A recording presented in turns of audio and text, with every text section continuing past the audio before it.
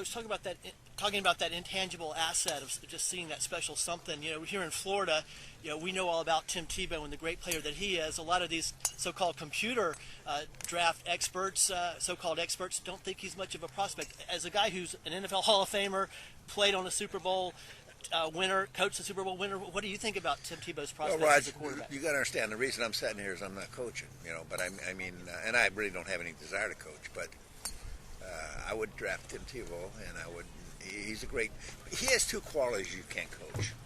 He has character and leadership. Now, you can talk about all the other stuff all you want to. You talk about throwing motion, Now you're looking for excuses negatively. I don't look at that.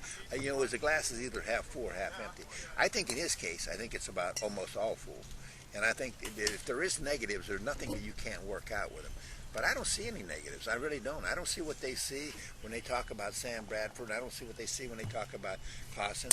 I think in every respect of being a quarterback, he will be an NFL quarterback. Well, he won't be able to run in the NFL. Well, he'll be able to do whatever he has to do to win. And that's the way he plays the game. I'm not sure I really understand these guys. And, they spend so much time worrying about how high a guy jumps or how much weight he lifts or this or that. Hey, the game of football is the game of how do you play the game?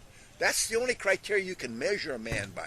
How do you play the game? Well, he's not fast enough. Well, he's fast enough that nobody can catch him.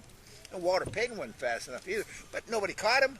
Come on, wake up. I mean, I get so disturbed at these people who say, well, he can and he can't do this. Well, he can do anything he wants to do because, first of all, he's got discipline and he'll force himself and drive himself to be the best he can be.